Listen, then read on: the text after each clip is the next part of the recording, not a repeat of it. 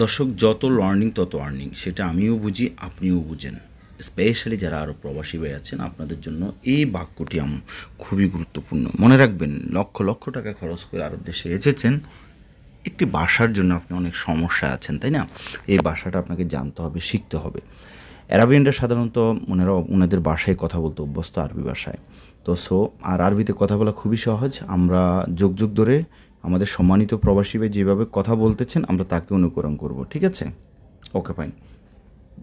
আমি সেইভাবে আপনাদের জন্য বই তৈরি করেছি, যোগাযোগ করবেন, ভিডিওর নিচে নাম্বার দেওয়া আছে। ওকে, আচ্ছা। তো অনেকে বলে বই কী জন্য ক্রয় করবো, ইউটিউবে তো দেখতেছি, শিখতেছি। আপনার ব্যক্তিগত ব্যাপার। আবার অনেকে যারা বুদ্ধিমান, সে বলে ভাই ইউটিউবে দেখার পর খাতায় লিখতে হয়, মনে থাকে না, এত ঝামেলা করার দরকার আছে? আপনি রাতকে রাত, দিনকে দিন কষ্ট করে আপনি এই বইটি আমাদের জন্য তৈরি করেছেন, তো একদিনের হাজিরাটা আপনাকে দিয়ে আমি বইটা নিয়ে নিই। কিন্তু আমি তো রাতকে রাত, দিনকে দিন, আমি একটা দিনও কষ্ট করি নাই, সজাগ ছিলাম না বইটা তৈরি করতে, তা আমি একদিনের কামলার হাজিরা আপনাকে দিয়ে দিই। যারা বুদ্ধিমান ওরা এটা চিন্তা করে দিয়ে দেয়। আবার অনেকে আছে কী যে চাপাচাপি, কী যে হিসাব, এইটা সেটা, ভাই বইটা কি নিব, এই সে, এত টাকা কেন, অমুক তমুক। আচ্ছা, পরে আরে ভাই, আপনার একদিনের চায়ের খাওয়া পয়সা, চা খাওয়ার পয়সাও না কিন্তু, ঠিক আছে? বুঝবেন, হ্যাঁ। যাই হোক, ডোন্ট মাইন্ড, অনেকগুলো কথা বলেছি, তবে কথাগুলো বাস্তব। প্রথমে এখানে যে বাক্য লিখেছি, এখানে ধূমপান করা নিষেধ, এইখানে ধূমপান করা নিষেধ। আচ্ছা, বরাবর নিয়ে আবারও বলতেছি, আমরা আগে শব্দের অর্থ জানবো। তাহলে এখানে মানে কি হুনা, এখানে মানে কি হুনা, হুনা। তারপর হচ্ছে ধূমপান মানে কি তাৎক্ষীন, হুনা তাৎক্ষীন, হুনা তাৎক্ষীন। এইখানে ধূমপান করা নিষেধ, হুনা তাৎক্ষীন। নিষেধ মানে কি মামনু, মামনু মানে নিষেধ। তাহলে হুনা তাৎক্ষীন মামনু, এখানে ধূমপান করা নিষেধ। আশা করি বুঝতে পেরেছেন। আচ্ছা, এরপর দেখেন, আমি যদি বলি এইখানে কথা বলা নিষেধ, তাহলে কি এখন আপনি পারবেন না? অবশ্যই পারবেন। এভাবে আপনাকে তৈরি করতে হবে ইনশাআল্লাহ। তো এখন আমি যদি বলি এইখানে ধূমপান করা নিষেধ, হুনা তাৎক্ষীন মানে ধূমপান করা, হুনা। আর সিগারেট মানে সিগারেট বলতে পারেন। তাহলে হুনা তাৎক্ষীন মামনু। আমি যদি বলি এখানে কাজ করা নিষেধ, তাহলে কি হবে? হুনা সুগেল সুগল মামনু। এখন আমি যদি বলি, এইটাকে প্রশ্ন করে দেখেন, ওই যে আমি বলেছি যে হাবোধক বাক্যটাকে কথা শেষে ধাক্কা দিব, তখন সেটা প্রশ্নবোধক বাক্যে রূপান্তরিত হয়ে যাবে ইনশাআল্লাহ। আচ্ছা, তো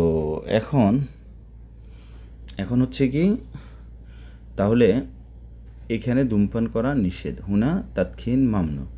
কি নিয়েছ আমি জানি না। আচ্ছা, ও যেটা বলেছে হাবোধক বাক্যটাকে প্রশ্নবোধক করব, হুনা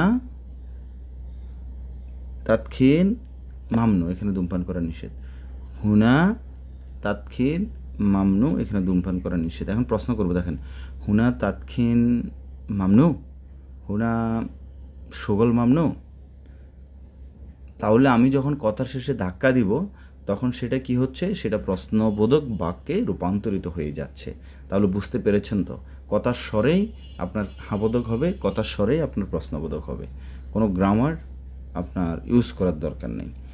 এরপর কি লিখি? তাহলে এই বাক্যের মধ্যে আমরা শিখেছি, এখানে মানে হুনা, হুনা মানে এখানে, হুনা মানে এখানে, ধূমপান তাৎক্ষীন, ধূমপান তাৎক্ষীন, মামনু, মামনু নিষেধ, মামনু নিষেধ। আমার সাথে সাথে মুখস্থ করার চেষ্টা করবেন ইনশাল্লাহ। এরপর লিখেছি কি নিয়েছো আমি জানি না, বা কি নিয়েছে আমি জানি না। কে না, এটা হবে কে নিয়েছে, কে নিয়েছে আমি জানি না। তাহলে কে মানে কি? মিনু অথবা মিন শিল। মিনু মানিও কে, মিন মানিও কে। মিনুশীল আনা মো মালুম, মিনুশীল আনা মো মালুম, মিনুশীল আনা মু মালুম। কে নিয়েছে আমি জানি না।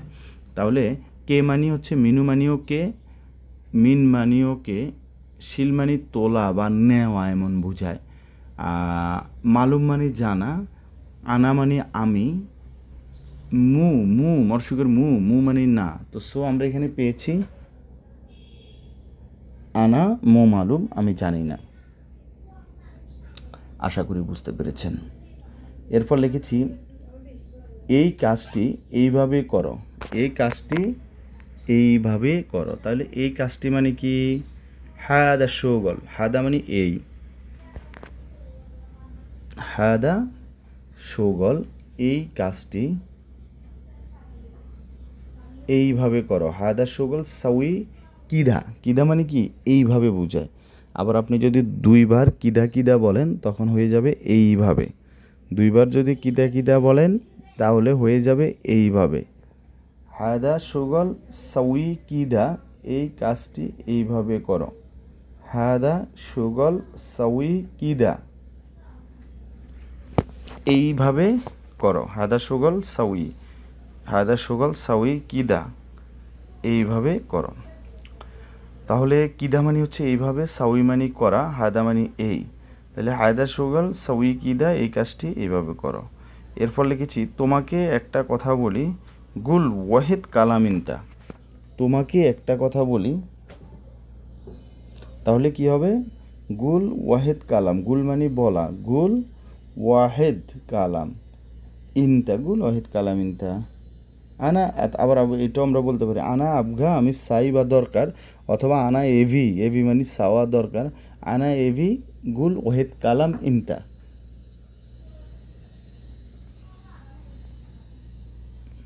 আনা এভি গুল ওয়াহিদ কালাম ইনতা। আনা